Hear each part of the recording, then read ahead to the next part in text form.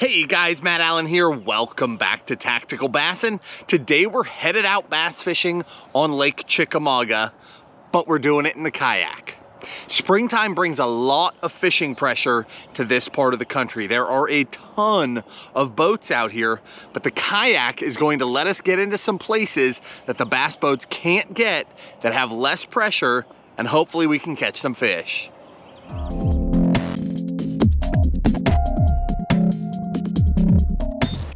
Now we are keeping today about as simple as you can get. I brought two boxes. One has terminal, one has some plastics in it. We're throwing 3 rigs and that's it today. Did I mention there's been pressure? So we've had tournaments with over 200 boats midweek. That's the kind of pressure that's going on out here. So slowing down, getting finessey, I think that will be the name of the game. So I got a 2.8 Kitech with an underspin, a 5-inch Senko, and a shaky head. And that's all I even brought out here. We don't go fishing a lot where I just finesse. That's what I'm doing today. We're gonna take our time, be methodical, pick it apart, and I think it's gonna pay off.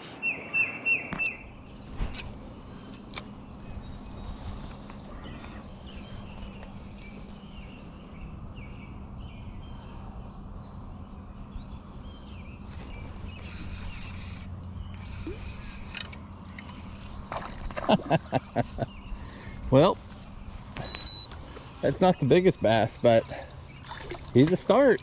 Hey buddy, thanks for coming on board. Pretty fish, nice and clean. He hit that little underspin.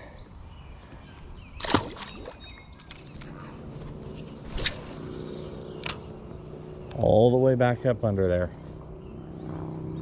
Come on, fish.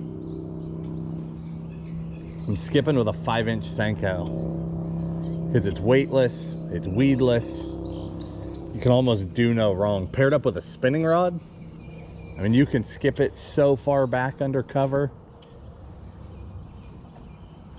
It's really, really easy to do.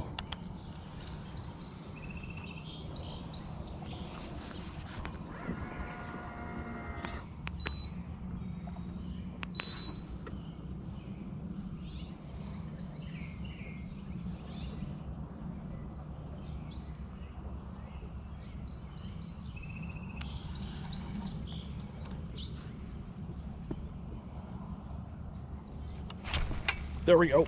Oh no!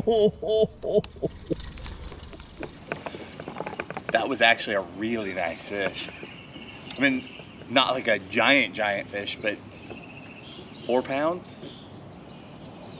She came to the surface and came off, so I got to see her.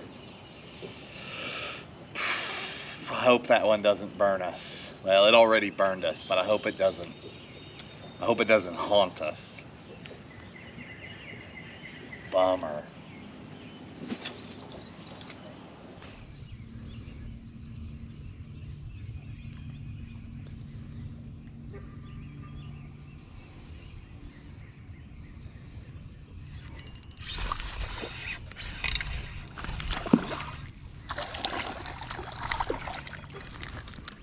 Thanks, bud.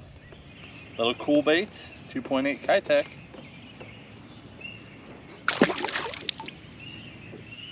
So we're starting to be covered up with boats. I've got 3 other boats here in this cove with me.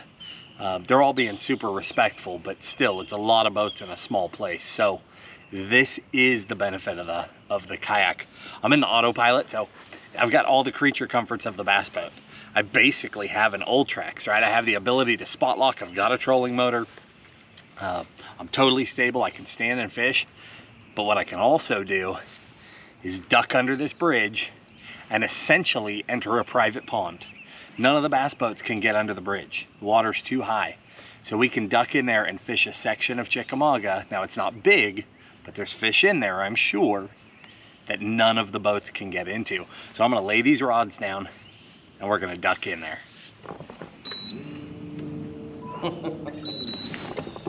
Oh, it's tight. We made it though.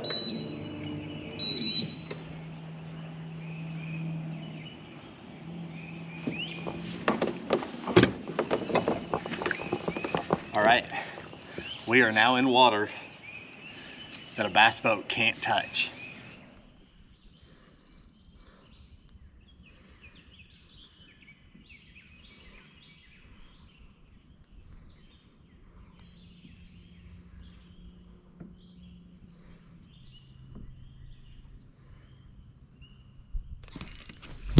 Oh, had him.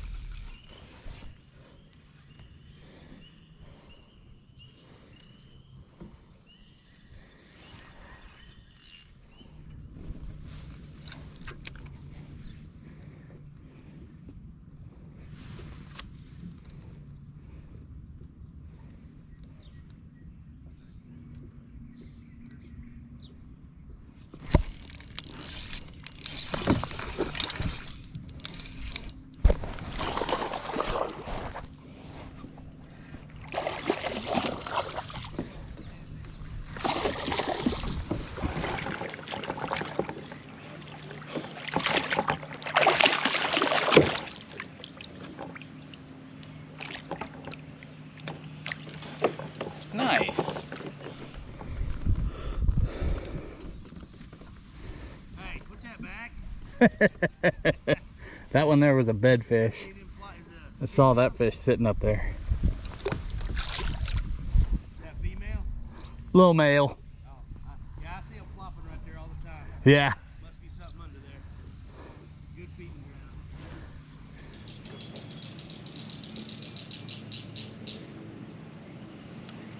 Oh, we're gonna catch this fish. So, as the sun has gotten up high, it's definitely turned into a sight fishing thing. There are not a lot of bedfish by any means. I've only seen one female. Everything else is little bucks. They're super spooky, but when I'm just blind fishing going down the bank, I can't get a bite at all.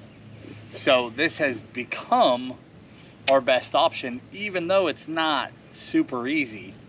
So I've spotted one up here behind this dock, way up in there. I'm gonna try and get him.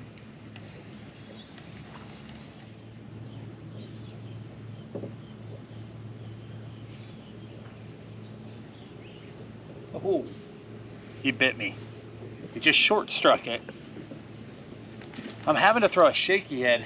In a recent video on sight fishing, we talked about using exposed hooks, but because I'm so far back there in the shallows, I have to use a shaky head with a protected hook point. So he really has to eat it before I'm gonna be willing to set the hook. You only wanna set the hook on these fish one time. You wanna wait until they've really got it and then stick them. You don't wanna be swinging prematurely and end up spooking those fish.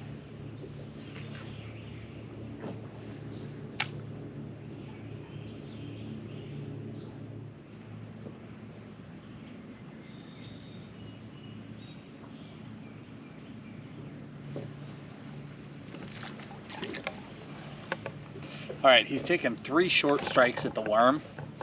So I'm gonna take this off and I'm actually gonna put a little smallie beaver on the shaky head, pitch that up there and see if that won't get it done.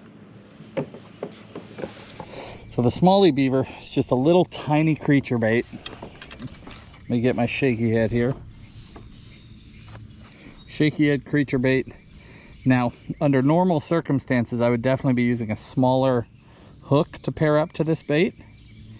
It's pretty big for the job, but this fish is already really fired up from that worm. He wants to eat now. Well, he doesn't want to eat, but he wants to kill. He's in a bad mood. So there we go. Got a little hook point exposure there. Hopefully this, see how it's a shorter package, there's not as much material behind the hook as there was with the worm. Hopefully he'll eat that whole.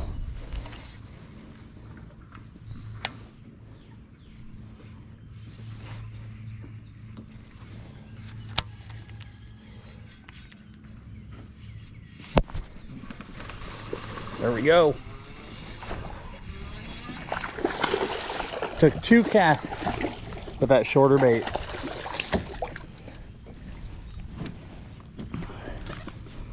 That's all it took. He was already fired up. He wanted to eat. He wanted to keep things out of there. but he was just short striking. That shorter bait got it done.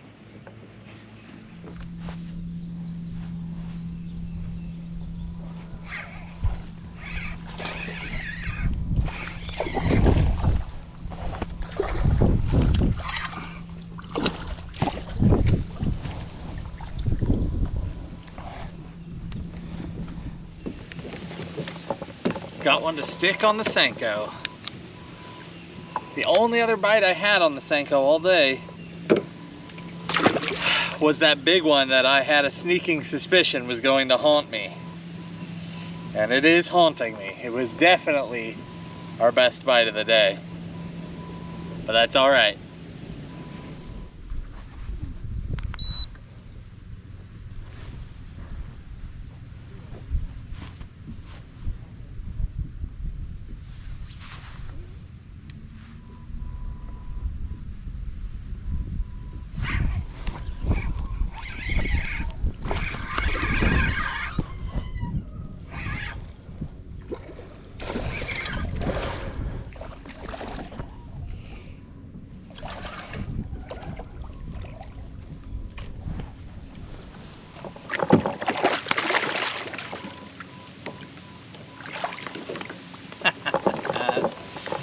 Nice fish there. We'll take that one. Nice fish. Another one on the Senko. He smoked that Senko. Jeez.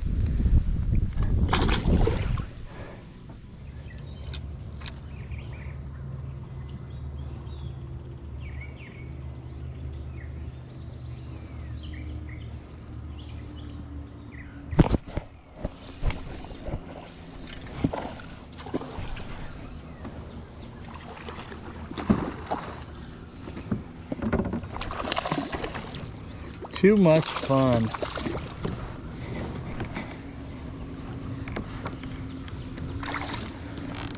That fish right there,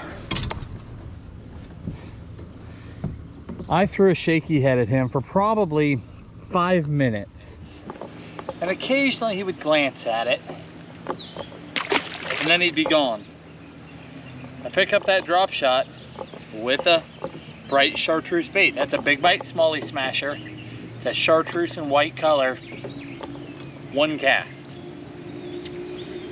It's amazing how these fish, one, they turn on and off, and two, they commit to a certain color or a certain shape. And every single bedfish, that was a bedfish, every single bedfish is completely different. It's fascinating. You can go down the bank and the first one will eat a chartreuse drop shot. The second one will eat a green pumpkin drop shot. The third one will only eat a bluegill swim bait. The fourth one will only eat a jig. You don't want to get locked in to specific baits and specific colors. Bring a variety. Now granted, I took it easy on the kayak today. Today is just about having fun. I love bass fishing. I love bass boats. I love going fast. I love the sound. I love the commotion. I love technology.